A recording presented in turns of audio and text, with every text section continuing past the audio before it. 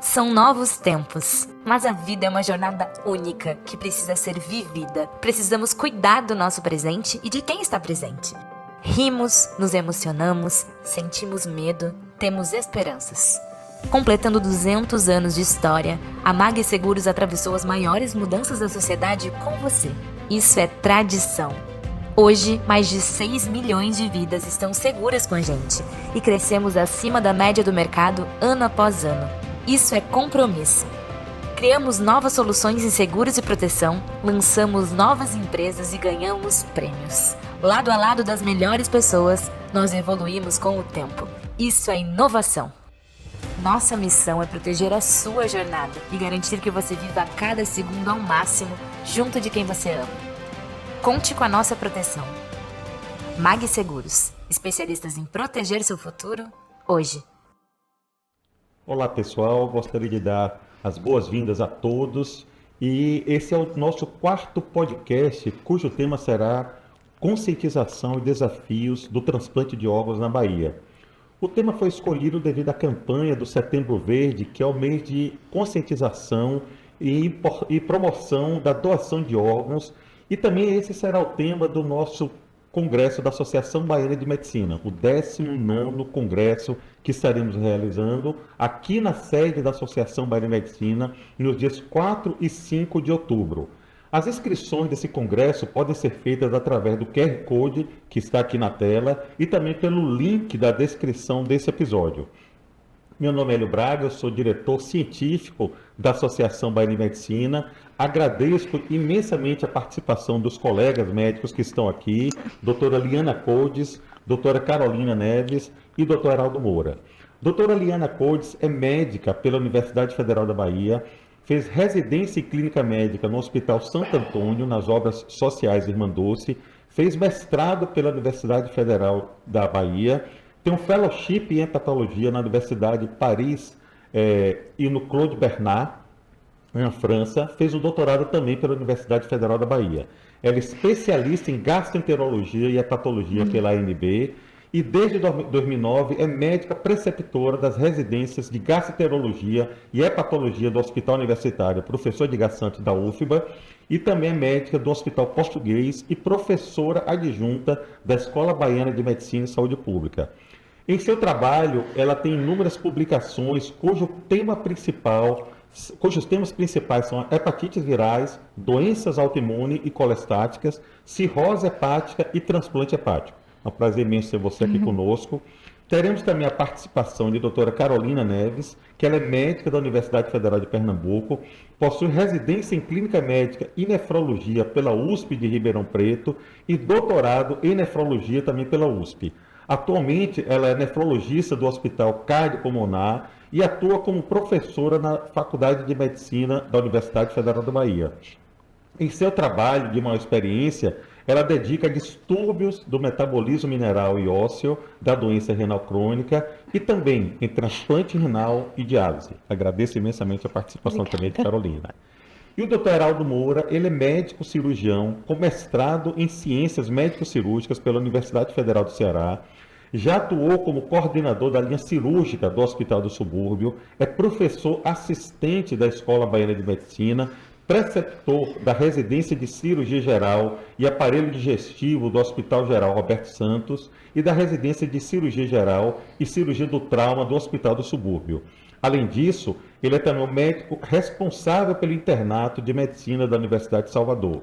Atualmente, ele é coordenador do Sistema Estadual de Transplante de Órgãos e Tecidos da Bahia e sua principal experiência é na área de transplante hepático e também transplante renal e em cirurgia geral e oncológica. Agradeço imensamente ao Dr. Heraldo Moura pela participação e a cada um de vocês por democratizar conhecimento e através desse podcast esperamos cada vez mais treinar melhor os médicos, mas temos também o engajamento de toda a sociedade e também da imprensa para que juntos possamos cada vez mais melhorar os números de transplantes e de doação de órgãos no nosso estado.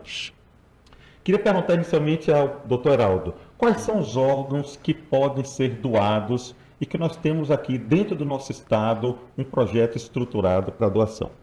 Bom, primeiro agradecer à ABM por essa iniciativa, que a gente entende que é uma iniciativa extremamente importante. Agradecer também pela parceria do Congresso. É o segundo Congresso de transplante que a gente faz na ABM.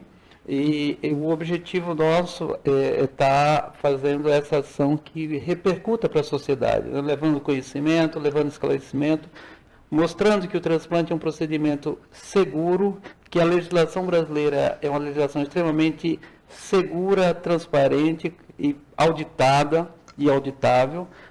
Isso faz com que a sociedade nossa possa ter essa segurança, né? O Brasil tem o maior programa de transplante público do mundo, isso é uma referência nossa, além de todo aspecto legal. Os transplantes hoje, eu acho que é o grande avanço que a gente teve, um dos maiores que a gente teve na história da medicina foram os transplantes. E o século passado, e nós aqui podemos nos considerar do século passado, foi um século que teve um impacto extremamente positivo para a sociedade, né? Dentre esses aspectos da evolução da medicina, os transplantes foram essa atividade. Hoje a gente consegue fazer transplante de praticamente todos os órgãos, começando por transplante de córnea, que é um transplante mais simples, até o transplante cardíaco, hepático, o transplante de pulmão, o transplante multivisceral, que é um transplante hoje que cada vez está mais frequente no mundo e também no Brasil. E o transplante permite que esses pacientes que até então não têm nenhuma outra possibilidade de cura daquele órgão doente sejam substituídos por um órgão sadio, né? Então, a Bahia hoje, respondendo a sua pergunta, a gente realiza transplante de córnea, já bastante consolidado e distribuído praticamente em todas as regiões do estado, transplante renal também interiorizado, com 2 indo para a terceira cidade das macro-regiões do estado, o transplante hepático, o transplante cardíaco, que reativamos o ano passado. Estamos em fase de implantação do programa de transplante pulmonar também. Então, são esses transplantes que a gente hoje consegue realizar e ter a expectativa que no próximo ano a gente volte a fazer transplante de pulmão. Excelente. Grandes avanços temos conseguido ao longo dos últimos anos, incorporando alguns novos transplantes de alta complexidade, né? Que são poucos estados no Brasil que conseguem fazer a implantação de algum desses programas de transplante mais avançados. Eu queria perguntar à doutora Liana, a doação de órgãos só acontece após a morte encefálica? Sim, o ideal é que a gente aproveite o doador quando o coração ainda está batendo. Uma das barreiras, na verdade, em primeiro lugar, eu queria agradecer pela oportunidade de estar aqui hoje. Acho que é muito importante estarmos aqui juntos e conversar sobre um assunto que é tão relevante, né? Porque o Heraldo tocou num ponto importante. A gente tem o maior programa de transplante público do mundo e isso tem que ser valorizado e mostrado para a sociedade. Respondendo à sua pergunta, sim, a gente vai preferir utilizar um órgão de um paciente que tem morte encefálica, mas que ainda tem um coração com atividade, porque isso vai melhorar os resultados de pós-operatório. Se a gente usa um órgão de um paciente que teve parada cardíaca, a chance desse órgão ter uma disfunção é muito alta. Então, a gente segue o critério de morte encefálica. E eu acho que aí entra um ponto que é uma barreira à compreensão da sociedade desse conceito do que é morte encefálica, até a compreensão também de alunos, estudantes de medicina. É um ponto importante a ser conversado, debatido. Eu acho que a educação é importante, que a sociedade entenda o que é a morte encefálica, porque uma das principais barreiras que a gente tem hoje é a recusa familiar. A gente tem um baixo índice de doação. Então, por exemplo, em relação a fígado especificamente, a gente está no ranking, na segunda posição em termos de número de procedimentos no mundo. O Brasil ocupa o segundo lugar, mas quando a gente considera a proporção de habitantes, a gente cai muito, e uma das principais barreiras para essa baixa doação é a recusa da família. E uma das razões para essa recusa familiar é a dificuldade de compreender esse processo, o conceito de morte encefálica, né? Então, é importante que se diga também, né, que cada doador em morte encefálica, né, após a comprovação da morte encefálica, após a entrevista com os familiares e a autorização para esta doação, cada um desse doador pode beneficiar até 9 pessoas na fila de espera para um tecido ou um órgão, né? Então, isso é muito importante. É importante que se diga também, só complementando a fala de Liana, que o doador dos grandes órgãos, preferencialmente, vem de um doador falecido. Mas é importante que se diga que em vida também nós podemos ser doador de alguns órgãos, né? Como é o caso de rim e como é o caso de parte do fígado também, né? Intervivos, Isso, que é o transplante intervivos. É claro que para você em vida ser doador de um rim ou de parte de um fígado, é importantíssimo passar por toda uma avaliação muito minuciosa, né? E não é só uma avaliação médica. Precisa também de uma autorização da comissão de ética daquele centro transplantador também, né? Quais são os riscos, Carol, para a realização de doação de um órgão, no caso do rim particularmente, que você trabalha com frequência, para o doador? Eu particularmente tive a oportunidade de acompanhar um amigo meu que foi inicialmente transplantado de fígado. Após o transplante de fígado, ele voltou a praticar o futebol, depois entrou em insuficiência renal, entrou na lista de transplante, depois a irmã dele acabou doando um rim para ele, e ele está com a vida completamente normal, 70 anos, após receber o transplante de fígado e posteriormente de rim. Quais são os riscos para o doador vivo? Bom, para que um doador em vida, né, que deseja doar um órgão para um ente querido, né, é necessário, pela legislação, né, brasileira, que haja um parentesco de até 4º grau, tá? Conforme a resolução do Ministério da Saúde, mas é claro, é possível que não haja um parentesco, desde que haja uma autorização judicial também. Porém, este candidato a doador em vida, ele precisa passar por uma extensa avaliação médica, porque você precisa provar, primeiro, que não existe nenhum tipo de processo patológico ou doença em outro sistema, além daquele sistema em que ele quer doar, né? Seja parte do fígado, seja um rim. Tá certo? Então, ele passa por uma avaliação médica extensa, porque você primeiro precisa provar que ele tem a saúde daquele órgão e que ele não tem nenhum outro processo nos outros sistemas do corpo todo. Então, ele passa por uma avaliação bem extensa e minuciosa. É claro que um indivíduo que vai viver com um rim só ou com parte do fígado, ele vai precisar, primeiro, manter o acompanhamento com aquela equipe que fez o transplante, porque ele é considerado, claro, uma pessoa de risco, né? É claro que o risco é muito pequeno. Atualmente, um doador de rim que doa seu rim para esse outro ente querido, a chance dele vir a desenvolver uma doença renal crônica avançada e necessite de uma terapia renal substitutiva, que é a diálise, isso é menos do que 2%. Perfeito. Essa chance, tá certo? E por que essas chances são tão reduzidas? Porque aquele indivíduo ainda fica sob a responsabilidade do centro que transplantou o órgão dele. Então, ele precisa ficar fazendo acompanhamento sequencial e regular para garantir, né, a preservação daquele órgão residual que se manteve com ele. Excelente. Doutor Aldo, durante a pandemia, nós observamos que vários pacientes vieram a falecer. A imprensa compartilha com frequência alguns dados das mortes que tiveram ao longo da pandemia do Covid. Mas, em alguns países, a gente percebeu uma redução da doação dos órgãos e alguns projetos foram reestruturados após a pandemia. Aqui no nosso estado da Bahia, houve alguma percepção depois da pandemia de algum impacto? Porque a população vê na imprensa, assiste alguns depoimentos, mas esses depoimentos falam muito exclusivamente sobre o paciente. Nós temos uma série de projetos. Eu acompanhava pacientes no Hospital das Clínicas que tinham câncer, deixaram de fazer sua revisão e depois de retornar na pós-pandemia, vários pacientes que estavam em lista de transplante de tumor e de fígado saíram porque deixaram de acompanhar e deixaram de se tratar. Houve algum impacto na doação de órgãos no nosso estado pós-pandemia? Então, quais são os principais desafios, além desse, que a Secretaria de Saúde do Estado da Bahia tem enfrentado para que possa melhorar ainda mais a doação e o número de pacientes transplantados no nosso estado?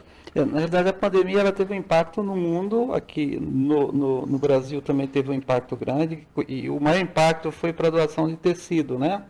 Então, a gente suspendeu as doações para córnea, e o estado da Bahia é interessante, foi um dos estados que isso muito devido ao Ananeri, foi o único estado que manteve o programa de transplante. Foi um momento que a gente recebeu muitos órgãos vindo de outros estados também. Ótimo. Então, isso até é bom falar para os nossos ouvintes. O Brasil ele tem um sistema integrado, né? Então, qualquer doação que haja aqui, que esse órgão não seja utilizado aqui, ele é disponibilizado para o Sistema Nacional de Transplante e ele aloca ou leva esse órgão para onde seja. Isso é uma parceria muito interessante que a gente tem com todas as empresas aéreas através da FAB. Então, esse é um ponto que é interessante. Mas a gente teve um impacto na redução, né?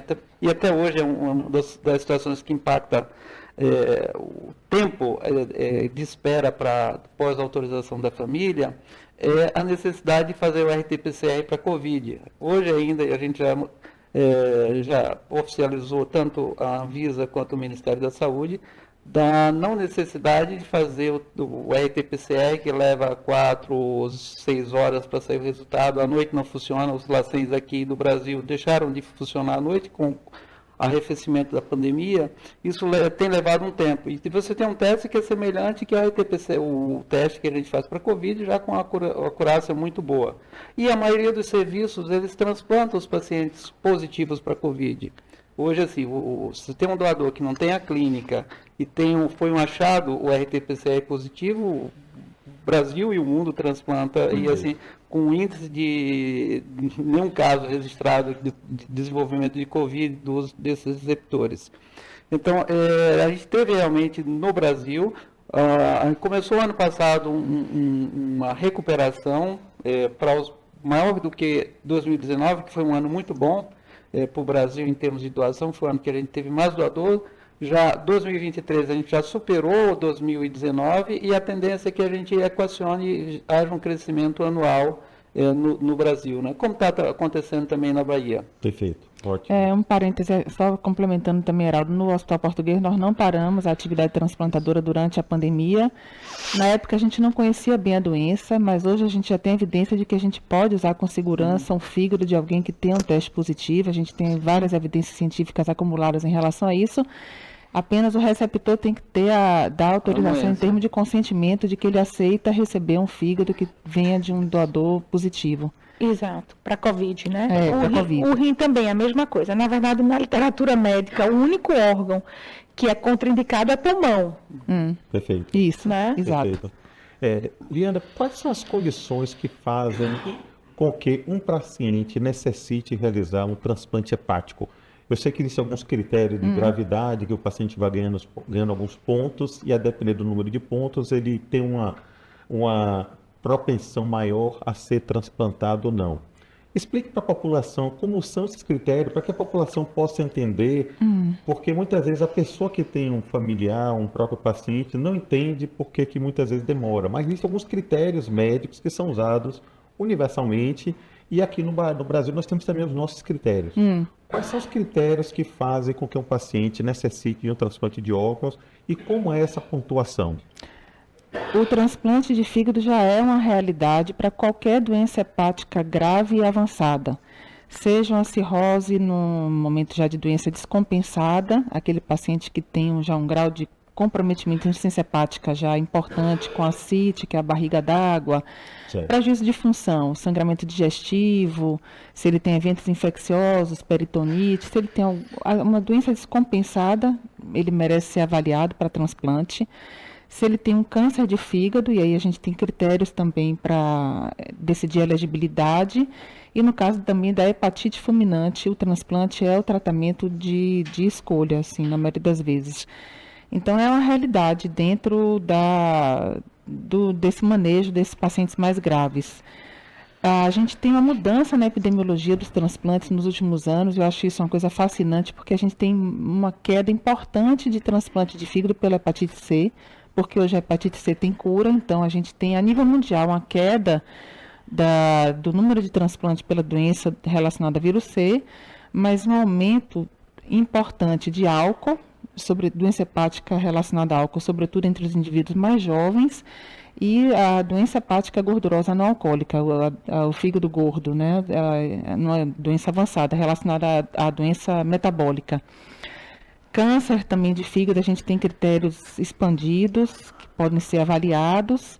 E para o cirrótico, o que conta na fila é o MELD, a pontuação do MELD, que é um score que avalia a gravidade de doença.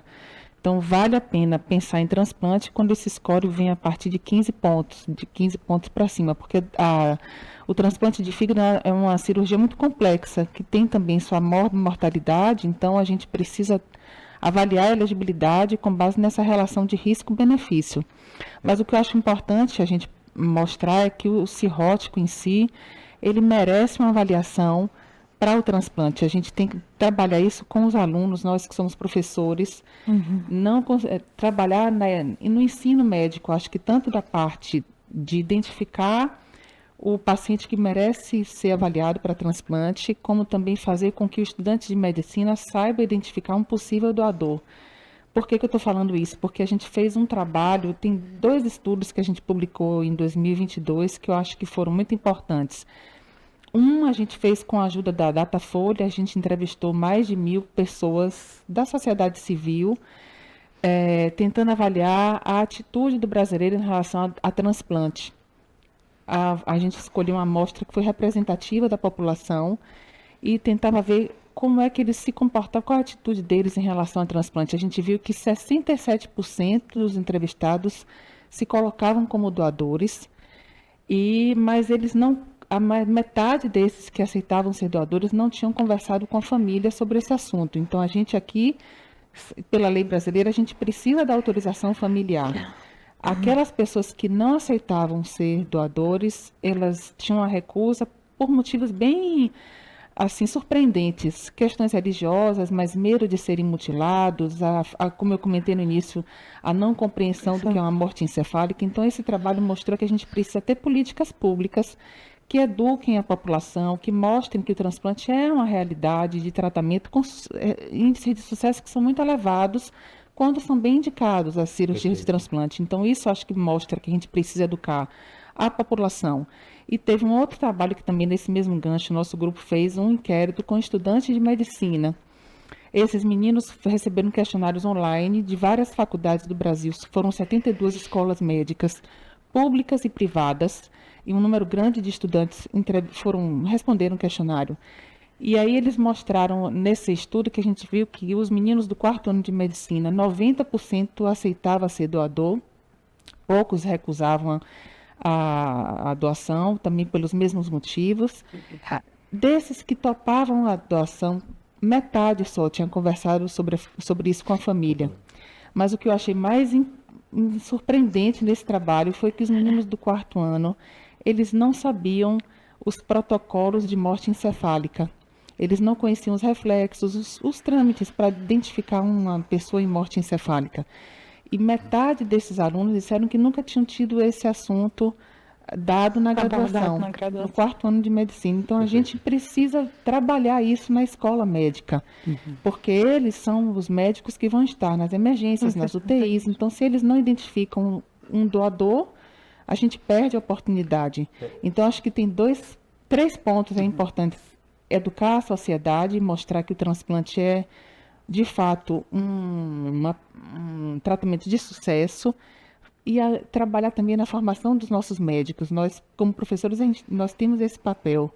Né? Sem dúvida, acho que a formação dos estudantes, acho que é algo crucial para que nós termos um engajamento cada vez maior, não apenas para conhecer o processo, Mas também eu trabalho no Hospital das Clínicas, eu vejo que muitas vezes o encaminhamento de pacientes que têm algumas doenças hepáticas, que é a área que eu trabalho mais, muitas vezes não é feito pelo médico do Exato. interior, e quando encaminha para um serviço de referência de doenças hepáticas, já está na fase Uma fase muito avançada. Então, assim, nós temos que trabalhar com a população médica, com a população dos estudantes e para a sociedade entender, como você acabou de falar, que é um procedimento de alta eficácia, um procedimento extremamente seguro e que a repercussão não somente para o paciente, mas para toda a família, amigos e Isso. parentes que estão próximos a ele, é uma repercussão imensa. Então, esse é um projeto realmente de alta relevância. Você citou um cuidado que a gente tem que ter, particularmente em filho, né? Eu vou perguntar também a Carol, que uma das maiores epidemias que nós temos no mundo inteiro é a obesidade. Então, a obesidade lá nos Estados Unidos, esteatohepatite, junto com o câncer de fígado, a gordura no fígado é responsável por mais câncer de fígado nos Estados Unidos do que a hepatite C, que vem sendo erradicada em uma curva cada vez mais descendente. Sim. Nós vemos em associação às doenças hepáticas gordurosas, que estão associadas a síndromes metabólicas, problemas também de crescimento muito elevado em crianças e adultos de diabetes, tipo Isso. 2. Então, eu pergunto a você, Carol, como é que você tem visto no seu dia a dia de pacientes que estão tendo diabetes, que venham a levar a problemas renais, disfunção renal, que pode no futuro vir a necessitar de um transplante de rim? Bom, vamos lá. Puxando o gancho assim um pouco, né, para o tipo do paciente, né, que tipo de doença leva a esse paciente a ter uma doença renal avançada e a necessidade de um transplante de rim, né? É importante que se diga também que a obesidade também é um fator de risco para a doença renal crônica, tá? Nós temos uma campanha no mundo todo, que é o Dia Mundial do Rim, e, se não me engano, acho que foi em 2017 ou foi 2018, o Dia Mundial do Rim, que é promovido pela Sociedade Internacional de Nefrologia. O tema era o controle da obesidade, porque a obesidade por si só, independente do paciente ter ou não diabetes ou hipertensão, já é um fator de progressão de doença renal, tá? Porque causa uma hiperfiltração do rim, e essa hiperfiltração leva a uma fibrose renal. Além disso, carrega doenças associadas, como hipertensão e diabetes, né? Atualmente, a causa primordial de levar o paciente para uma doença renal crônica mais avançada ainda é a hipertensão no Brasil. O segundo colocado veio o diabetes, né? Na verdade, a maioria desses pacientes tem as duas doenças juntas, a hipertensão e o diabetes, né? E a terceira causa de doenças que levam a uma doença renal avançada são as glomerulonefrites, tá? Que são doenças muitas vezes de causa autoimune ou genética, tá? São doenças um pouco mais raras, mas também são doenças prevalentes, principalmente em indivíduos mais jovens. Enquanto que a hipertensão e o diabetes acomete mais os indivíduos na faixa etária da 5ª, 6ª década, e são esses os pacientes que chegam com as doenças renais avançadas. Os pacientes com nefrite são aqueles pacientes mais jovens, né, na faixa aí da 2ª, 3ª década, que vêm a ter a doença renal avançada. Perfeito. Então, só compilando aqui as informações, a importância de fazermos um controle de peso, né? Porque a obesidade tem sido um dos principais desafios do mundo inteiro. Então, nós temos que fazer um trabalho intenso com todas essas pessoas, com a população. E, juntamente com isso, eu tive semana passada um congresso em São Paulo, e um médico, um cirurgião transplantador lá nos Estados Unidos, o brasileiro Rodrigo Viana, ele falou que lá nos Estados Unidos, pessoas que tenham sarcopenia, que é pobreza de musculatura, pessoas que não fazem exercício físico, se for sarcopenia importante, isso muitas vezes é um critério de contraindicação para o transplante hepático. Então, assim, para alertar a população que o controle de peso é importante, não somente para evitar diabetes, não somente para evitar a gordura no fígado, que é chamada de esteatose, que pode aumentar a chance de aparecer em tumores de fígado, carcinomas hepatocelulares, mas também porque através do exercício físico você consegue ter mais massa muscular e quando o paciente é transplantado, as complicações são muito menores e a sobrevida muito maior desses pacientes. Então, a importância de fazer o exercício físico para toda a população, mas a importância ainda é maior nos pacientes que necessitam de um transplante de órgãos, porque quando eles estão submetidos à cirurgia, o desfecho é muito melhor no paciente que tem uma boa reserva muscular. Então, a importância de fazermos exercício físico para todos os pacientes idosos, jovens e, particularmente, esse grupo de pacientes que estão na lista de transplante, é fundamental a realização de exame de exercício físico. Atividade física. Quais são as iniciativas que a Secretaria de Saúde, doutor Heraldo, tem feito para poder nós aumentarmos a doação de órgãos? Liana, Carol falaram aqui dos desafios que temos de conscientização da população. Esse é um dos objetivos principais desse evento, desse podcast e também do Congresso da Associação Bahia de Medicina. Mas quais são as iniciativas que a Secretaria de Saúde do Estado da Bahia tem feito nos últimos anos para que a gente possa aumentar o número de doação de órgãos? Bom, eu acho que dois aspectos importantes que foram comentados. Um é a parte educacional. E quando a gente fala de educação, vai ao segundo ponto que é importante, a prevenção. Boa parte das indicações de transplantes são realizadas por não cuidados primários, né? Quando a gente fez um levantamento agora e está fazendo para todas as clínicas, a gente tem em torno de 10 mil pacientes dialisando no estado. Desses 10 mil, a gente já compilou de resposta das clínicas 6 mil pacientes. Desses 6 mil, 75% deles têm diabetes e hipertensão associada. E diabetes e hipertensão são doenças que você consegue controlar e prevenir. Então, a gente, quando cuida bem desses pacientes, você posterga ele entrar em diálise. Perfeito. Então, esse é um processo que a gente tem que começar a educar e educar as crianças desde pequeno. Tipo de alimentação, a gente tem um hábito de alimentação muito agressivo para o nosso organismo. Comidas muito processadas, Isso. né? E além disso, você tem uma cultura que leva isso para a sociedade, com custos imensos depois, custos para a saúde, custo social. Então, o processo de educação alimentar é um processo extremamente importante. Outro ponto que também você colocou, Liane, que é importante, em 2008 a gente começou com um estágio via Escola de Saúde Pública para estudantes de medicina na central de transplante. A gente tinha um grupo de médicos e todo dia você tinha um estudante de manhã e de noite. A gente fez aqui, chegou a fazer lá em Itabuna e Vitória da Conquista. Isso ficou até 2015, esse programa de estágio. Hoje, boa parte desses médicos, desses estudantes, ficaram médicos, muitos são da terapia intensiva e mudaram esse processo de conhecimento e hoje eles conseguem, parte dos protocolos fechados é decorrente dessa atividade. E atividades importantes que eu considero, eu acho que ele teve uma fase, que era a fase de consolidar o diagnóstico de morte encefálica, capacitar, identificar o potencial doador. Essa parte hoje já é consolidada. A gente hoje é o 4º estado em identificação de potencial doador no Brasil.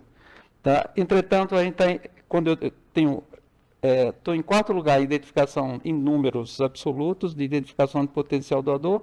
Entretanto, a gente tem, quando vai para doação efetiva, a gente cai lá, porque assim, a gente tem um índice negativo familiar, a gente tem um problema ainda que é o cuidado do intensivista com o potencial doador, que você tem uma série de alterações orgânicas decorrente da morte encefálica. O indivíduo entrou em morte encefálica, o coração vai parar, é questão só de tempo. Pode ser poucas horas ou poucos dias, mas vai parar, não tem outra alternativa.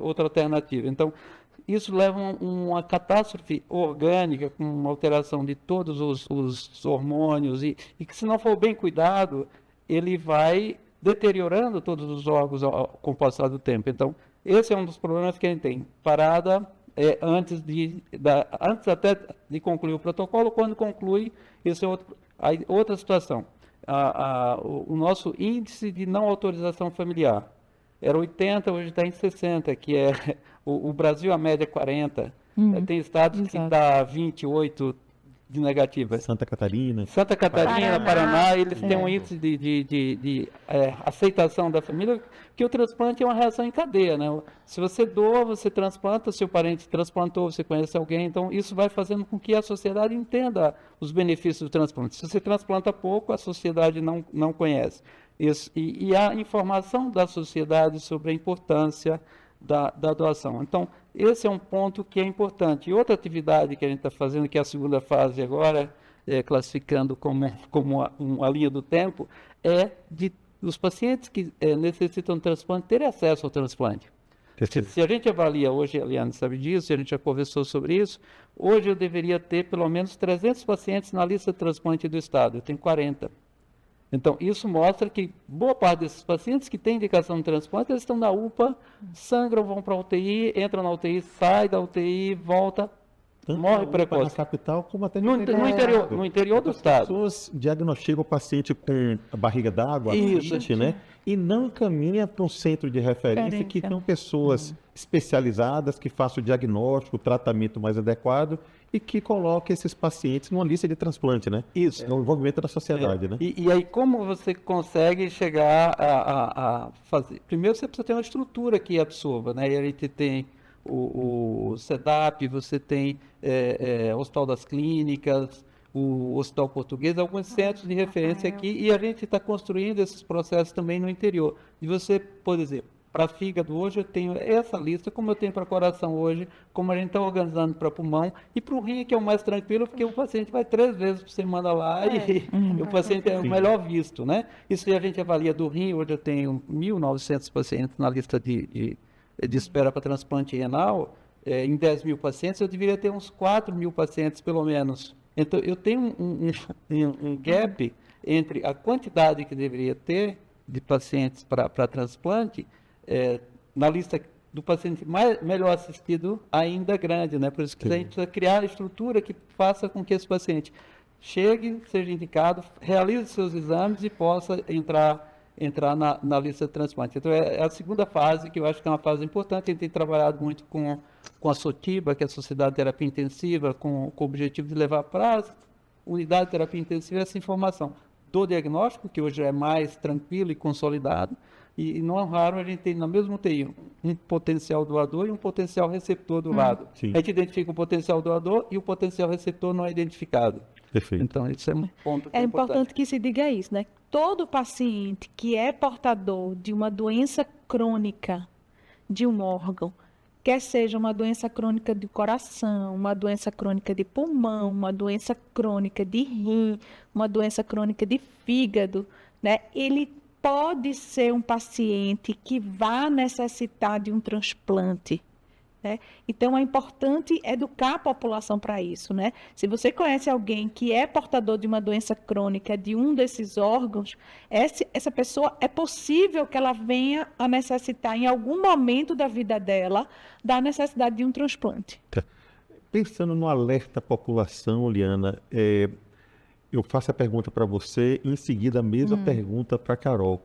Como é a vida de um paciente na fase pré-transplante e como é a vida desse paciente na fase pós-transplante? Na área de fígado, eu sei que a sobrevida em 5 anos dos pacientes transplantados ultrapassa geralmente 70%. Sim. Então, são resultados espetaculares. Imagine que em cada 100 pessoas transplantadas, 70 estarão vivas depois de 5 anos, pessoas que tinham qualidade de vida muito ruim. Então, compartilhe aqui com a população quais são as dificuldades que as pessoas têm com os problemas avançados hepáticos de fígado e o que é que muda na vida dessa pessoa depois de um transplante? Não, a pessoa que então entra na fila já tem uma expectativa de vida muito reduzida e uma qualidade de vida também muito ruim.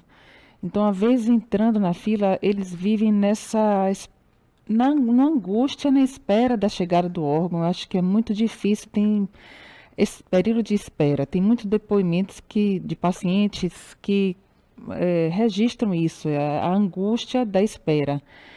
O transplante não é um caminho fácil assim, para a pessoa pensar que a cirurgia de fígado é uma cirurgia complexa.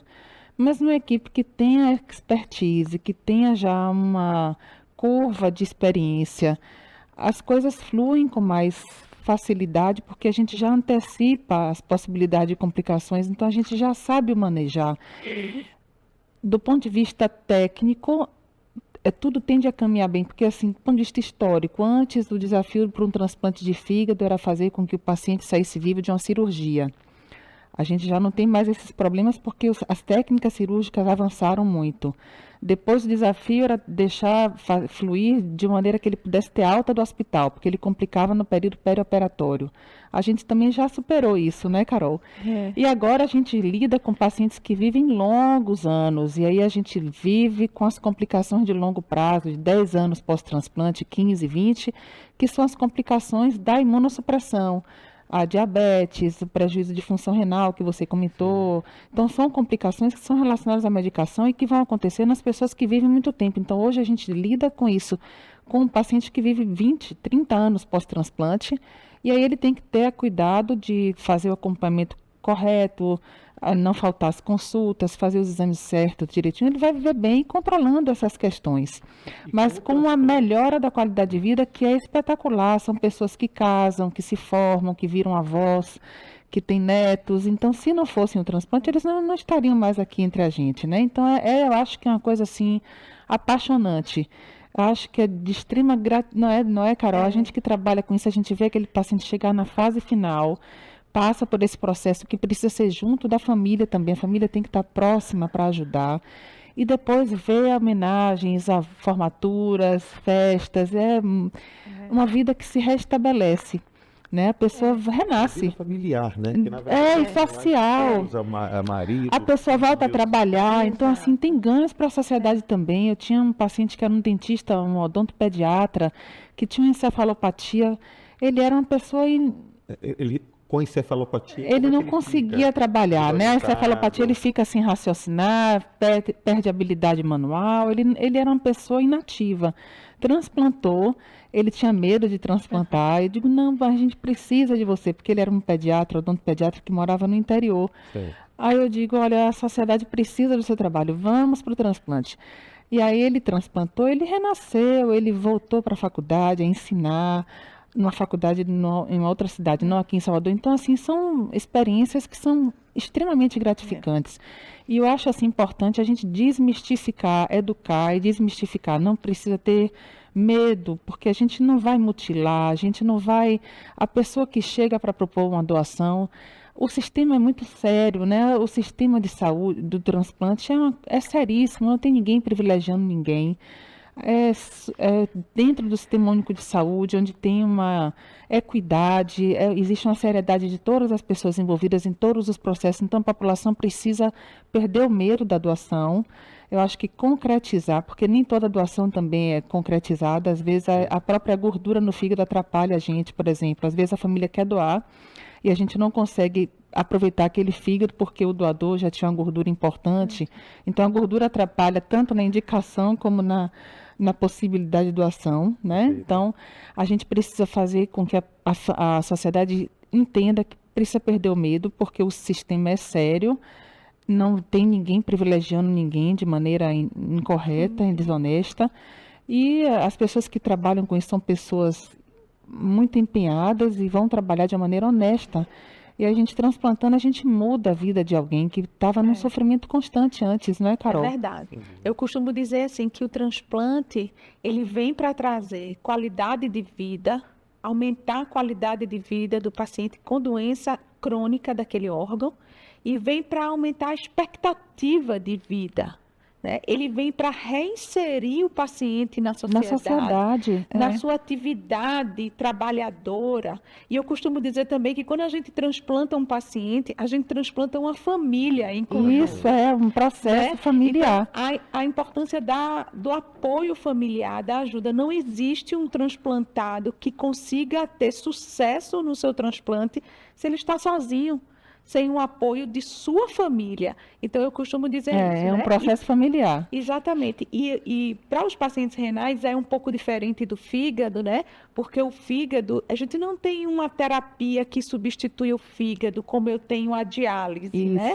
Seja a hemodiálise ou a diálise peritoneal. Então, aquele paciente que é portador de uma doença crônica avançada do rim e ele se torna elegível, quer seja para o transplante ou quer seja para iniciar um tipo de diálise, quando ele já inicia a diálise, de certa forma, já melhora a expectativa de vida e a qualidade de vida dele, preparando ele muitas vezes, para o transplante. Não quer dizer que todo mundo que tem uma doença crônica do rim tem que passar pela diálise. Não, alguns podem, desta doença renal crônica, já ir direto ao transplante. Mas aqueles que não conseguem obter o transplante, eles passar pela diálise já traz uma melhora substancial da qualidade de vida e da expectativa de vida.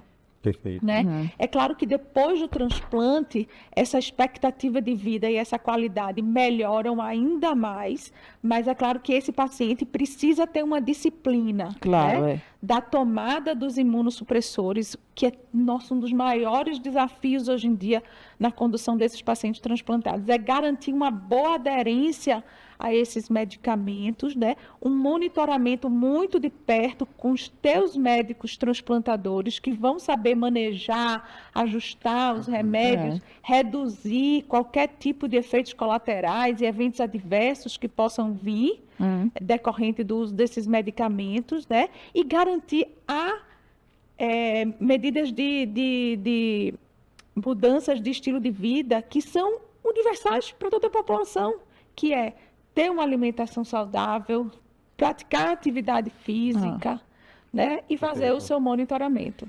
Qual é a sobrevida aqui no nosso estado do paciente transplantado renal? O fígado fica em torno de 70%, 80%, depende. Isso é. Mas, em média, depois de 5 anos, o Ministério da Saúde faz uma averiguação de qual o percentual de pacientes que foram transplantados que estão vivos. Isso. Em torno de 70%, 80%. Isso, para fígado. Em Sim. rim, Em qual é o rim, percentual? no primeiro ano, a porcentagem de sobrevida do enxerto é maior do que 90% e da sobrevida do paciente maior do que 95% no primeiro ano. Certo. Depois de 5 anos, está em torno aí de 80%.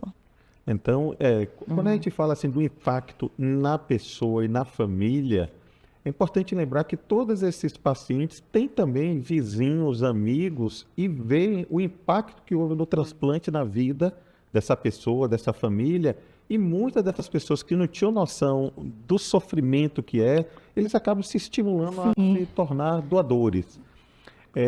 Doutor Heraldo, dentre os serviços que nós temos aqui na Secretaria de Saúde, um dos pontos que nós citamos aqui é a importância do direcionamento de pacientes de alta complexidade que estão em postos de saúde, que estão no interior, em pequenas clínicas, para serviços de referência de transplante de fígado, de rim, de coração e transplante de medula óssea. Se nós pudéssemos pedir aos médicos, pacientes que estão não somente na capital, mas também no interior do estado, para direcionar esse paciente para alguns serviços, quais são os serviços de referência da Secretaria de Saúde do estado da Bahia para transplante desses órgãos? A gente tem hoje uma distribuição não tão homogênea, mas a gente tem hoje, por exemplo, o transplante renal, a gente tem das 44 serviços de diálise que a gente tem o direcionamento de cada serviço para a unidade. Então, a gente cada serviço de diálise já sabe qual unidade que ele é referência, qual laboratório de histocompatibilidade que vai fazer os testes. Para o transplante hepático, a gente tem hoje o STEDAP com a referência nossa, o Hospital das Clínicas, mas a gente está trabalhando para ter as referências para internar. Por exemplo, o paciente ele é muito melhor visto, um hepatopata grave, numa unidade de hepatologia, uma unidade que tem, hoje a gente tem o Roberto Santos, que é uma referência do serviço de hepatologia, com CHD, que é o serviço de endoscopia, tem o Hospital das Clínicas, tem o Hospital Português, que atende um volume menor de pacientes do que esses dois serviços, mas mesmo assim a gente tem uma carência ainda de um serviço que seja uma retaguarda, que esse é o trabalho que a gente está fazendo, para ter uma unidade que o paciente, em vez de estar lá na UPA, ele já é referenciado para uma unidade que tem um grupo de hepatologistas que pode acompanhar e pode referenciar esse paciente.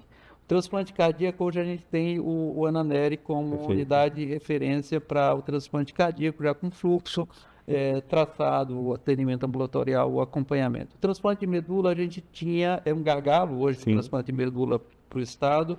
A gente tem esses serviços hoje, os UNACONs, que são serviços de onquematologia e de oncologia do interior. A gente tem um serviço hoje em Juazeiro, que é um serviço de referência, que é um serviço onde a gente está implantando o serviço de transplante de medula, seu primeiro serviço do interior. A gente tem o Roberto Santos, que ficou uma grande referência para o doente hematológico e onquematológico, enfermaria, e está sendo habilitado para transplante de medula. Tem o Hospital das Clínicas, que é o hospital nosso que faz transplante de medula, faz o autólogo, está habilitado para halogênico, deve estar começando nos próximos dias aí, retomando o transplante halogênico. E a gente tem outros serviços privados que estão abrindo com perspectiva de transplantar pacientes do SUS. Um é o Hospital Santa Isabel, que já está credenciado e habilitado, fez o primeiro transplante de medula essa semana. Excelente. Tá? O Hospital da Bahia está também, como o Roberto Santos, aguardando a visita do Ministério da Saúde para habilitar. Então, para medula, a gente tem ainda uma carência de serviços, mas a gente está com essas perspectivas de começar esses serviços e atender essa demanda hoje que a gente tem reprimida.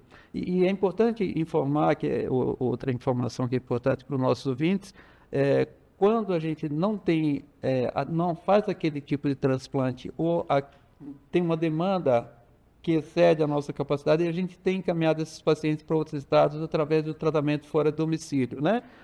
Hoje eu não estou fazendo transplante hepático pediátrico ou cardíaco pediátrico. Todos os pacientes que têm essa necessidade, eles vão para outro estado com transporte, com ajuda de custo, e alguns deles com UTI aérea. Isso é um fluxo hoje que a gente tem a grata satisfação de dizer que é um processo que é rotineiro. Qualquer paciente que precise, independente de que ele seja, ele tem acesso a esse sistema de apoio que é extremamente justo para quem precisa. Perfeito. Uma coisa, só um complemento. É importante que os ouvintes saibam também o seguinte, que tanto o Sistema Único de Saúde quanto o Sistema de Saúde Suplementar, né, hoje em dia, né, apoiado pela ANS, né, que é a Agência Nacional de Saúde, é possível a cobertura dos transplantes de órgãos. Então, isso é muito importante da população entender.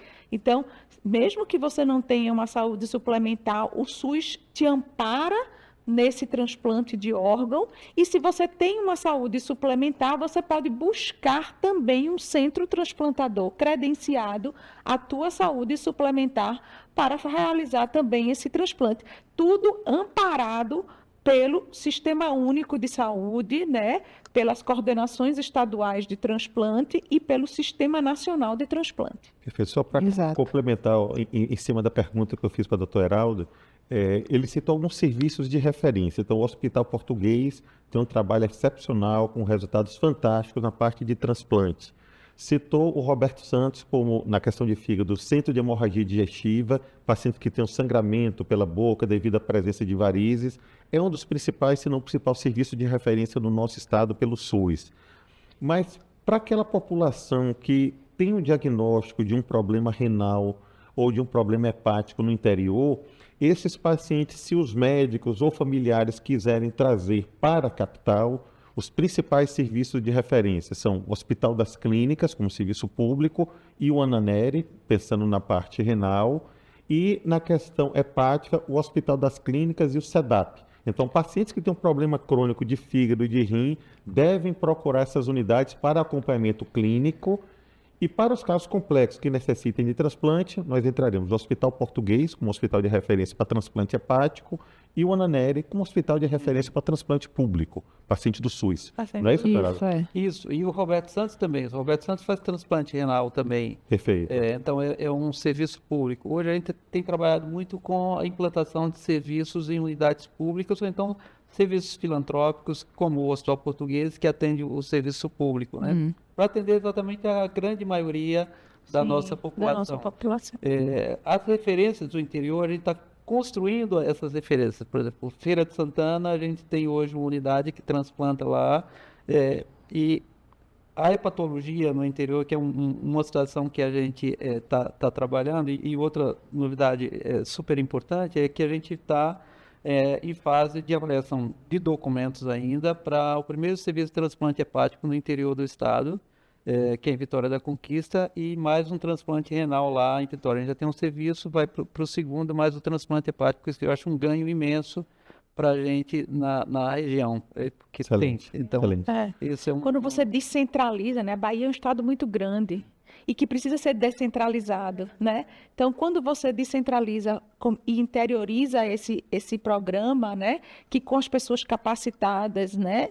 É possível fazer isso. Então, em Feira de Santana, em Vitória da Conquista, é possível também que venha vir também um centro mais ao norte. Então, a Bahia precisa disso, porque tempo é órgão, Sim. né? Tempo é órgão.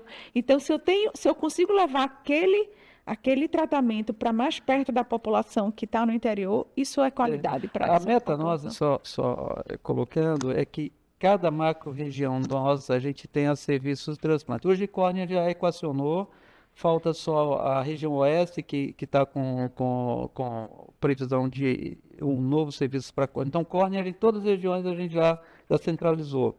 E córnea é super interessante, porque todo estado doa córnea, vem para o banco, a gente tem um banco aqui, deve abrir outro banco também em Vitória da Conquista, vem para cá, processa e a córnea volta para o interior. Então, cada região, a gente espera que até o final do ano, o começo do próximo, já tenha lá o oeste, então tem um transplante de córnea em toda a região. O transplante renal, a gente está hoje com Feira de Santana e Vitória da Conquista, com a previsão do segundo centro também, retomar o transplante de Itabuna, e aí a gente vai estudar e Juazeiro também, que é outra perspectiva da gente ter, porque lá Ótimo. tem uma região, e Juazeiro para atender a região do Vale do São Francisco, né? Hoje tem um convênio entre os estados de Pernambuco e a Bahia, que chama PEBA, que é a interação do sistema de saúde da região, com o objetivo de atender. Então, a previsão nossa é que a gente, próximo ano, a gente tenha esse serviço já iniciado. Acho que um dos projetos importantes que eu vejo assim, de alta relevância e de alta qualidade que foi implementado pela Secretaria de Saúde nos últimos anos foi o SEDAP. Então, nós temos o Dr. Raimundo Paraná, a doutora Delvune, capitaneando esse projeto, um projeto excelente, é um projeto que eu converso com colegas, já tive a oportunidade de visitar, e é realmente algo inovador, de excelente qualidade, e que tem feito um direcionamento importante e tem apoiado, inclusive, na formação de profissionais da gastropatologia. Então, os residentes acabam rodando por lá, aprendendo, estudantes também da Universidade Federal. Como é que você tem visto essa criação, Liana? Você tem vários amigos, você é amiga de Delvune, de Paraná, que estão à frente, e você, além de estar lá no Hospital das Clínicas, você está também no SEDAP. Então, você recebe os residentes lá e estudantes. Como é que você viu a implantação e a criação de um serviço de referência para doenças hepáticas na Secretaria de Saúde do Estado, pela Secretaria de Saúde, e que tem disponibilizado um serviço excepcional para toda a população baiana? Fundamental. A gente implantou o SEDAP2 na época da pandemia. É uma porta de entrada para pacientes que vêm do interior. Então, tem equipe que é especialista nisso. Tem pessoas de excelente formação, não só patológicas, mas cirurgiões. A gente tem sonografistas, radiologistas, laboratório. Então, ali é a porta de entrada para o paciente que vem do interior, pelo CESAB. A gente faz toda uma avaliação, mas ali não tem só avaliação de transplante, tem as hepatites, tem sabor de logo de fígado, tem doenças autoimunes. Eu ali faço mais a parte pré-transplante, então a gente prepara o paciente, o SEDAP, e se ele é elegível para entrar na fila de transplante, ele entra para a fila no Hospital Português pelos SUS. Então, para entender, para o pessoal que está ouvindo entender. Então, o SEDAP é uma porta de entrada, a gente prepara e lista pelo Hospital Português no Sistema Único de Saúde. E outra forma também é pelo ambulatório das Pombas, que é mais tradicional, serviço mais antigo, tradicional, também é outra maneira da gente avaliar o pré pelo Hospital das Clínicas e preparar para entrar também na fila. 90%, a maioria dos transplantes no Hospital Português é feita pelo Sistema Único de Saúde. Mas o SEDAP foi, assim, um serviço extremamente necessário que da pandemia para cá só fez crescer. Hoje a gente tem também a atividade de ensino, pesquisa, a gente fez muitas parcerias, projetos desenhados, assim, então foi um serviço extremamente necessário. Espetacular. O rim também, né? Isso, Ana Nery, né? O rim também. O rim, eu acho que mais de 85%, 90% provavelmente do transplante renal no estado da Bahia é feito pelos hospitais do SUS, né? O Hospital Ana Nery, em Salvador, o Hospital Dom Pedro, em Feira de Santana, e o Hospital de Vitória da Conquista E o Roberto Santos também. e o Roberto Santos, exato, pelo SUS. Mas E o assim, português, que também transplanta o rim pelo... português também, né? Também fazem transplante pelo SUS. E mais ou menos entre 10% e 15% dos transplantes podem ser feitos pela saúde suplementar, que no estado aqui da Bahia tem o português, tem o São Rafael e tem o Hospital Cardiopulmonar, pela Perfeito, saúde perfeito. suplementar. Pela saúde suplementar. Então, um paciente que tem um diagnóstico de alteração renal, uma insuficiência renal no interior, um paciente do SUS, um dos serviços de referência que ele pode ser acompanhado. O Ananeri já é um hospital de referência para transplante cardíaco e transplante renal há algumas décadas, né? É um dos principais serviços. Exato. Eu acho que acredito que em volume talvez seja o maior do É estado, um né? grande serviço. Segundo o último registro brasileiro de transplante, o Ananeri ocupa a 4ª posição no Brasil em termos de número de transplante renal. Perfeito. Então, assim, é um grande centro de referência para os pacientes do SUS, né? E tem um grande ambulatório de pré-transplante renal que funciona todo dia, de segunda a sexta-feira. E a acessibilidade da marcação pode ser tanto pelo telefone, quanto também pelas redes sociais e também pelo próprio site, que tem um canal de comunicação lá. Então, realmente, sem sombra de dúvida, é um grande centro. Perfeito. Vou fazer apenas uma pequena observação em cima do comentário de Liane e passar para a doutora Heraldo, para que a população tenha uma segurança que são critérios extremamente rigorosos que vão colocar o paciente numa maior prioridade no transplante de órgãos. Como é que é a Secretaria de Saúde? Porque muitas vezes quem está na lista não entende que ele é o primeiro ou segundo na lista e às vezes entrou um paciente com insuficiência hepática fulminante, alguém passa na frente, mas passa na frente porque é necessário, que é um paciente que pode morrer dentro de algumas horas ou dias. Então, assim, como é que a Secretaria de Saúde tem feito para conscientizar a população? Porque é um dos desafios. Nós temos um desafio que um braço é na área médica, para que faça o diagnóstico na fase inicial e encaminhe o paciente para o serviço de referência. Nós temos um envolvimento também da equipe multiprofissional que acompanha esses pacientes nas UPAs, nos hospitais, nos serviços de referências de ambulatório. Mas nós temos também um trabalho importante de esclarecimento na população. Eu acho que para esse braço particularmente, nós temos de um apoio também muito importante da imprensa, para que a imprensa nos ajude na divulgação, porque através da conscientização da população, que são critérios extremamente sérios e rigorosos, talvez a gente consiga melhorar a doação. Então, quais são as iniciativas da Secretaria de Saúde do Estado da Bahia para conscientização? Porque é algo que nós precisamos melhorar, é o índice de doação dos pacientes. As pessoas falam, mas não registram que são doadoras, e quando vem até uma morte cefálica, que poderia beneficiar até 9 pacientes, acabam não doando, porque não tiveram uma conversa clara e ampla com a família e não tem muitas vezes o conhecimento da relevância para toda a sociedade da doação de órgãos. Bom, só fazendo um adendo que a Carol colocou, o Ananeri é o único serviço do Nordeste para transplante renal pediátrico, né? Ele ficou em terceiro lugar o ano passado de transplante renal pediátrico. Ficou só São Paulo e o Rio Grande do Sul, né? Então a gente teve essa importância da implantação do serviço de transplante renal pediátrico, que é uma referência, que está transplantando não só os pacientes daqui da Bahia, mas da região também, né? Como Sergipe. Então, esse é um motivo de orgulho para a gente. E eu acho que até o serviço de transplante de rim de São Paulo é o maior do mundo, se eu não estou enganado. Isso. Ou um dos maiores, né? O Hospital do Rim, São Paulo, é o maior centro transplantador, como centro transplantador do mundo. Então, é um motivo de orgulho. Claro, Então, assim, claro. nós temos uma série de desafios que a gente tem que trabalhar conjuntamente para poder superar, mas temos realmente alguns números que são números que a gente tem que orgulhar e tem que compartilhar com a população.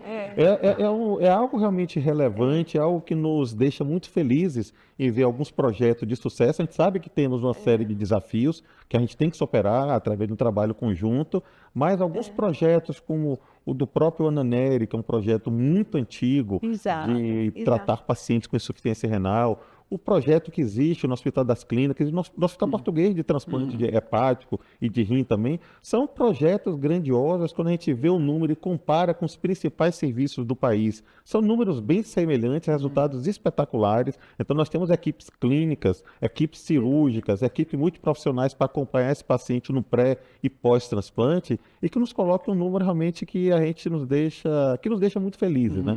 Então, como esclarecer a população, como a Secretaria de Saúde pode trabalhar e pode ajudar, e como todos nós que estamos na linha de frente, Acho que podemos amparar vocês. interessante falar, Heraldo, também assim, dos projetos que vocês, né, da Coordenação Estadual de Transplante, têm feito em escolas, em universidades, em fábricas, né, em empresas, que vocês visitam e fazem essa educação da população, da importância Sim. da lisura, né, da segurança do diagnóstico da morte encefálica e de toda a segurança de todo o processo de doação, né? E é um trabalho que é feito pela Coordenação Estadual de Transplante nessas áreas da sociedade civil, Sim. né? Escolas, universidades, fábricas, empresas, né? Vocês têm Sim, feito é claro, é uma atividade. Tem um projeto que chamava Educa Transplante, que é um projeto interessante, né? A gente chegou a trabalhar com várias escolas e está retomando agora com a Secretaria da Educação. Ah, próximo ano a gente deve estar na grade, que eles fazem uma grade até o final do ano e já colocam essa grade para o próximo ano. Então, em setembro do próximo ano, a gente está começando, tem uma exceção em todas as escolas estaduais, e a gente vai migrar para discutir o tema transplante. Aí é um processo pedagógico que precisa informar, capacitar os professores. Então, essa parte dessa informação para os estudantes de ensino médio, ela é extremamente importante. Durante esse mês, a gente vai ter algumas ações em algumas escolas, a partir dessa articulação com a Secretaria da Saúde, da Educação do Estado. A gente tem 3 escolas programadas, onde a gente vai ter um dia. Vai se passar um filme ligado a transplante. O filme até passou na televisão recentemente, é 5 Passos, que é um filme para transplante de pulmão, que é muito com adolescente, e nesse filme, no final, a gente vai estar interagindo, discutindo, e fora o que a gente faz dia a dia nas escolas, palestra, nos cursos de capacitação, que é importante para diagnóstico de morte encefálica. Hoje, como a gente colocou, o médico ele não é formado nem para identificar quem precisa, nem aquele que pode doar com diagnóstico. Então, a gente hoje, até por uma obrigatoriedade de toda a terapia intensiva, ter os médicos capacitados, a gente está capacitando todos os médicos. A gente tem curso a cada 2 meses de capacitação para médicos, para a realização do diagnóstico, e está também já inserindo a identificação dos potenciais receptores. Então, é um trabalho bastante dinâmico, que a imprensa e ações como essa da gente estar conversando aqui vai esclarecendo e vai criando uma cultura.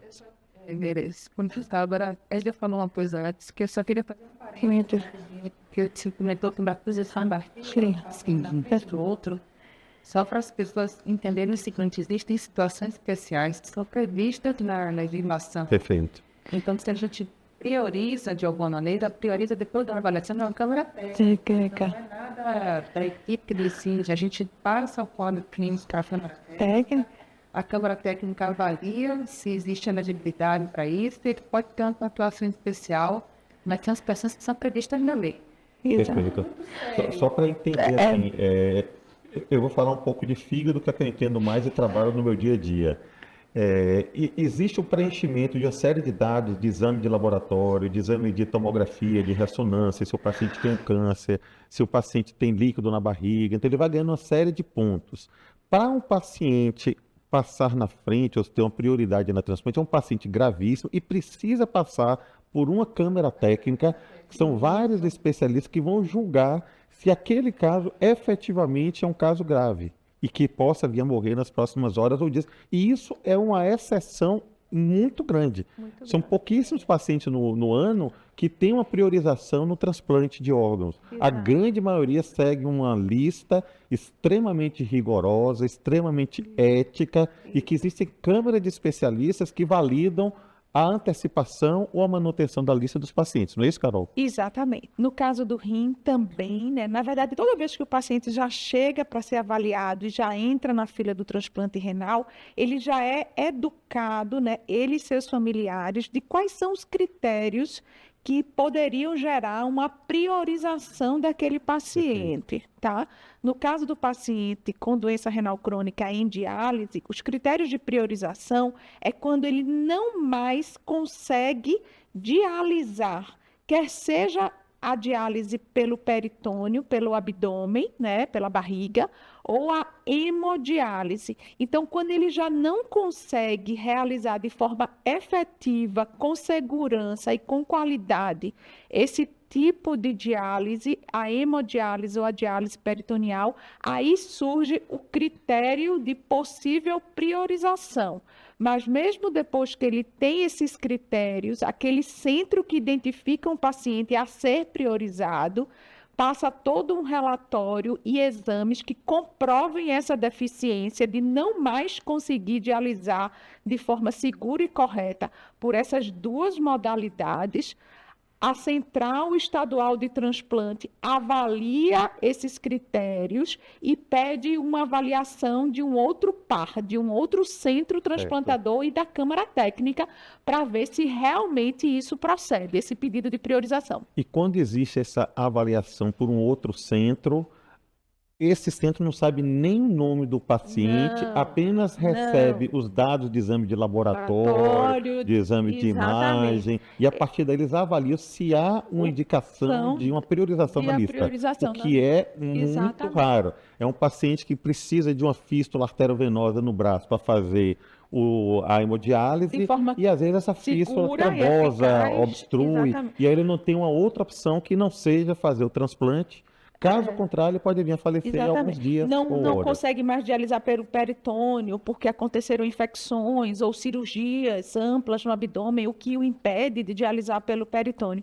Então, o critério de priorização na fila do transplante renal é extremamente rigoroso. Perfeito. Extremamente rigoroso. Perfeito. O doutor Heraldo falou sobre a questão da importância de capilarização da informação, do trabalho que tem sido feito pela Secretaria de Saúde, sejam em fábricas, sejam em escolas, sejam em hospitais.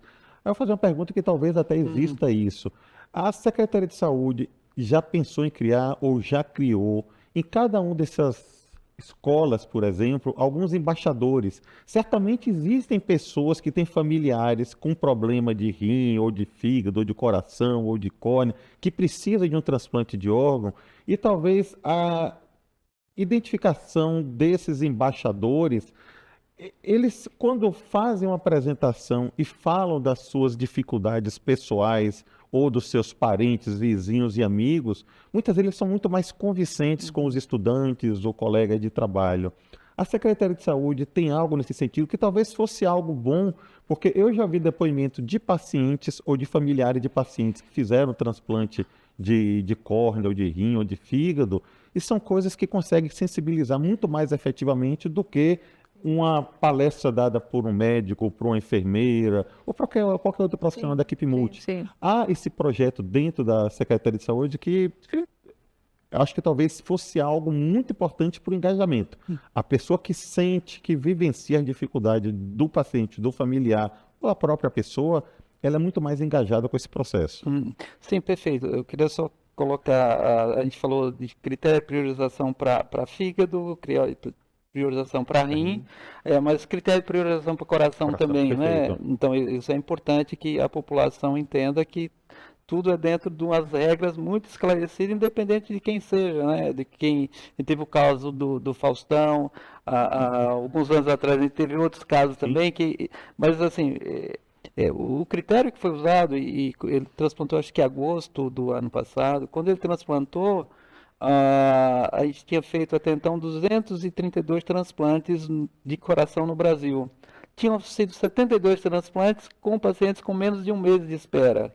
Só que esses 72 pacientes ninguém soube, né, como é que funcionava. Então, só isso adendo. O critério para priorização para transplante de córnea é perfuração da córnea. O paciente teve um acidente e perfurou a córnea. Se ele não transplantar, ele passa a ser prioridade. Certo. Tem uma úlcera de córnea com iminência de perfuração, ele passa a ser prioridade. Então, Para cada órgão, tem uns critérios muito bem estabelecidos que servem para qualquer brasileiro que esteja aguardando. Quanto à questão do embaixador, eu acho que é uma ideia fantástica. A gente tem trabalhado também com líderes comunitários, líderes religiosos, com esse objetivo de estar levando informação e eles replicam. Mas do embaixador é uma proposta super interessante de fazer com que as escolas tenham um representante que possa estar falando com seus pares, né? E eu acho que é uma Eu ideia acho interessante. que uma pessoa vir de fora e dar uma palestra é crucial para o envolvimento e conhecimento técnico. Mas uma pessoa que sofre diariamente com um parente, um familiar na fila de transplante, eu acho que a possibilidade de engajamento e ela fazendo parte daquela comunidade acaba sendo muito maior A para que as pessoas. A sensibilização. Porque, na verdade, quando a gente fala com o coração, a gente fala de uma forma muito mais efetiva e a comunicação acaba sendo muito mais hepática e eficiente, né? Então, acho que talvez fosse uma forma de melhorar. Iniciativas individuais e às vezes, por exemplo, eu tenho a eliminatória de pé e o dia diferente do diploma. E às vezes, quando tem um paciente no pré que tem medo, Sim, eu peço para que ele vá na sala de espera do dia pós. sim. E todos os pais ajudam a quem Isso. Não, também a gente tem, sei lá, por exemplo, ele faz com a família, conversa com quem está lá na sala de espera. Sim. Mas é uma coisa Excelente. muito bem. A família vai e a gente chega na sala de espera, gente, fulano vai entrar na fila. Precisa conversar com vocês. E a generosidade dos que estão indo lá no É espetacular. muito. Ótimo. Isso é bem efetivo. É efetivo. Nós falamos um pouco sobre os serviços de referência de fígado, falamos um pouco de serviço de referência de rim, mas eu queria perguntar ao doutor Araldo, quais são os serviços de referência para transplante de córnea? O senhor já falou realmente que a questão do coração ananéreo é o serviço de referência para transplante cardíaco, mas transplante de córnea, se um paciente estiver no interior, tem algum problema e necessite de um transplante, para onde ele deveria ser encaminhado para poder fazer consultas e quais são os serviços de referência de transplante? Tá. Hoje a gente tem, quando a gente fala referência para transplante, a gente fala transplante SUS, né? Porque Sim, é claro. a grande maioria dos nossos pacientes. Hoje a gente tem aqui o Hospital das Clínicas, que é uma referência técnica e excelente, e tem o IBOPC como referência para atendimento de pacientes do SUS. Certo. O IBOPC, para quem não sabe, fica ali no Canela. No Canela. Tem um hospital Isso, de tem um hospital referência. grande, que é um hospital Isso. filantrópico e que tem um grande volume de transplante. A gente está em fase de avaliação também de documentação de Santa Luzia e do Hospital da Irmã Dulce para credenciamento para transplante de córnea SUS. Associado com esses dois, cada cidade dessas do interior, cada região dessa, a gente tem as referências. De Itabuna eu tenho o Hospital Beira Rio. E Ótimo. Vitória da Conquista tem um grande centro de transplante lá, é um dos serviços que mais transplanta, que é o Hospital de Olhos de Conquista. Então eles têm um volume de referência. Aí eu tenho a Feira de Santana também tem outras referências para transplante SUS, né? Várias clínicas. Aí eu tenho o Jequié, que tem outro serviço que atende SUS. Tenho ainda Juazeiro, que é outro serviço que a gente credenciou ano passado, está transplantando também pacientes SUS. E no extremo sul eu tenho Teixeira de Freitas. E o Hospital do Oeste agora, que é a região oeste, que a gente está em fase de avaliar também documentação para um serviço de transplante de córnea. Então, Ótimo. as regiões a gente conseguiu fazer as referências Excelente. para a região. E os resultados também de transplante, o índice de rejeição são baixíssimos, né? Córnea é o transplante mais tranquilo. Isso. A maioria dos pacientes precisam usar imunossupressor, transplanta e sai na mesma hora, vai para casa, volta no outro dia. Então é um transplante que tem um índice de complicação menor. Claro, tem rejeição, tem algumas complicações, mas muito menor do que os outros transplantes. Excelente. Hoje em dia, a rejeição, só para desmistificar um pouco, né, é uma situação clínica bem controlável, né? Por exemplo, no fígado e no rim, as taxas de rejeição hoje em dia aos órgãos giram em menos de 15, 10% dos pacientes vão ter algum tipo de rejeição. E lembrar que 95% dessas rejeições são completamente tratáveis. Perfeito. Então, Perfeito. Então, é importante alertar, porque com uma série de pesquisas, o uso dos imunossupressores, né, que muitas vezes esses pacientes necessitam, passou a ser feito de uma forma muito mais controlada. A criação de centros de referência fez com que tivéssemos profissionais muito mais experientes e gabaritados, e a partir daí os resultados melhoraram muito assim ao longo dos últimos anos, e aqui no nosso estado é um motivo de orgulho. As equipes que estão envolvidas no transplante são equipes extremamente qualificadas e os resultados realmente são animadores para todos nós. Eu gostaria de perguntar, Liane, quais são os pontos que você considera mais importantes aqui nesse nosso encontro, que é para que você possa compartilhar com nossa população a importância e a relevância do tema transplante de fígado no nosso estado. Acho que o mais importante é investir em doação, porque a sociedade que investir em doação é uma sociedade empática, que vai, numa ocasião de dificuldade, de dor, poder aliviar o sofrimento de outra pessoa. Acreditar no transplante como opção de tratamento real, faz parte da nossa realidade, e ter orgulho do SUS. Para mim, são 3 campos. Acho que assim a doação, se precisar fazer, acreditando que vai dar certo, e valorizar os SUS. Carol, quais são os pontos assim, mais relevantes? Se você tivesse que falar para a população, você terá uma fala técnica para médicos no Congresso da Associação Brasileira de Medicina, nos dias 4 e 5 de outubro. Mas se você tivesse que falar com a população, você vê os pacientes no dia a dia, no ambulatório lá, Dona Nery, você vê as dificuldades, o sofrimento, os pacientes perdem muita massa muscular, ficam enfraquecidos, tem que ir 3 vezes na semana fazer a diálise, a hemodiálise lá. Como você gostaria de se comunicar com a população para poder tentar ajudar nessa sensibilização em relação à doação de órgãos? Eu acho que concordo totalmente com Liana.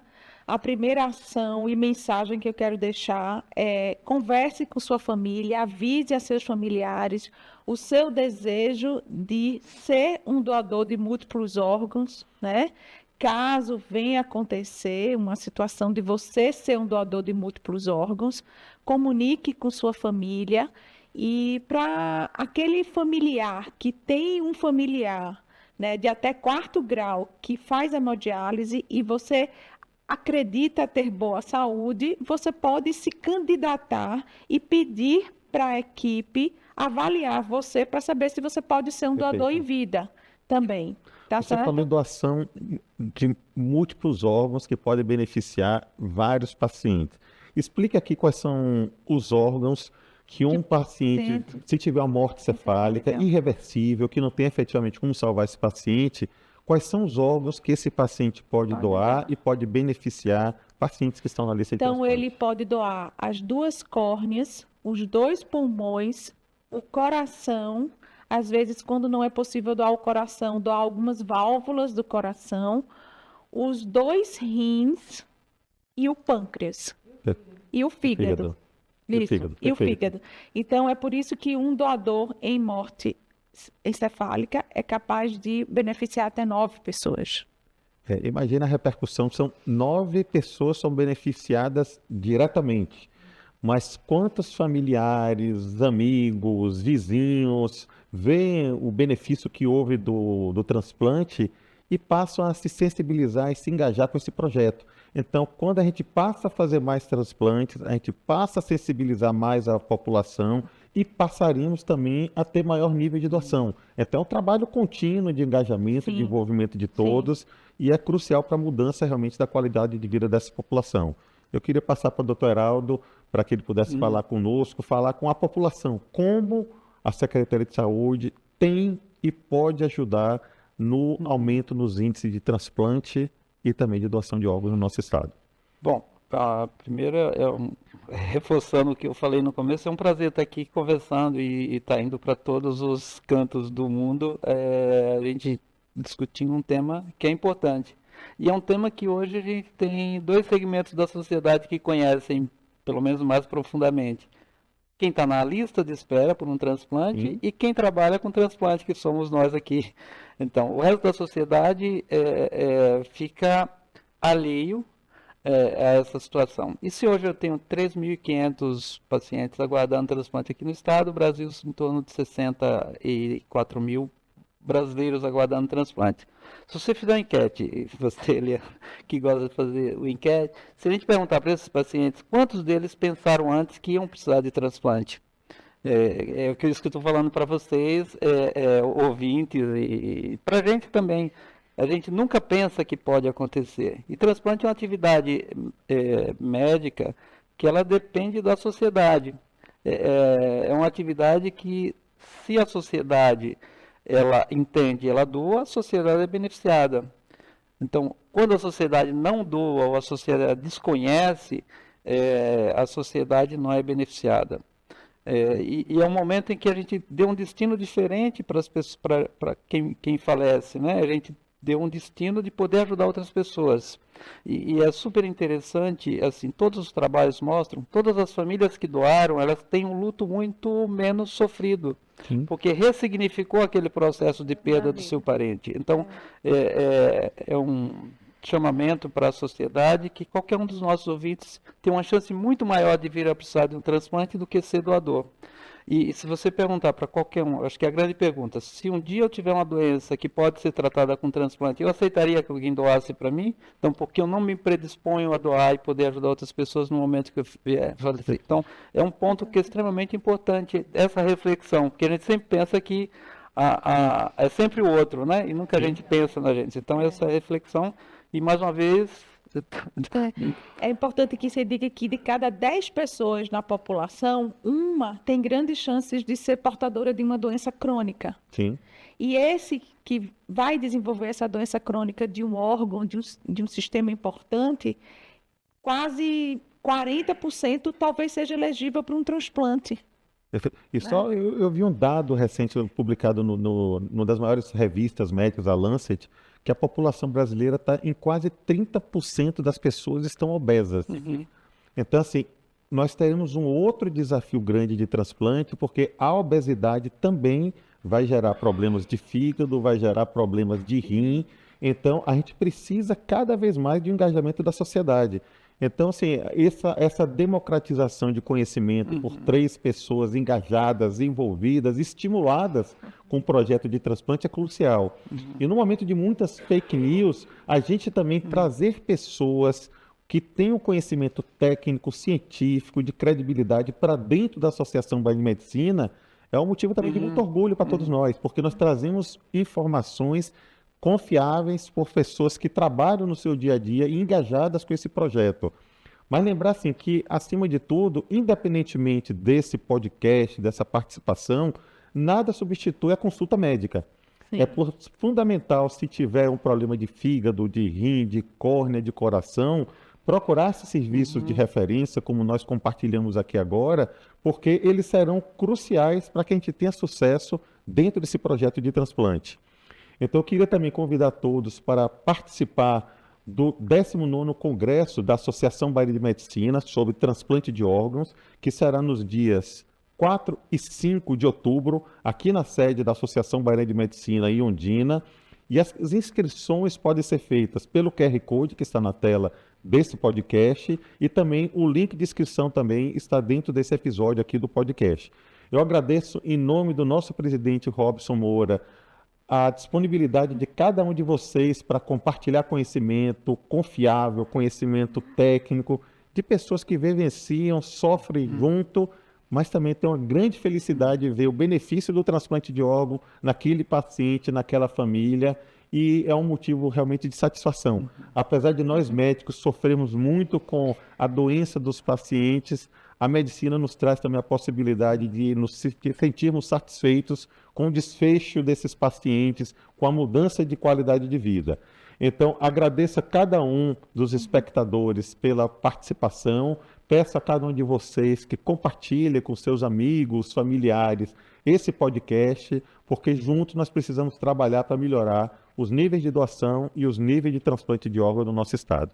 Muito obrigado a todos e, mais uma vez, meu muito obrigado para a Liane, para a Carol e para o Dr. Heraldo. A oportunidade. Tá bom. Obrigado a todos, viu? Obrigada.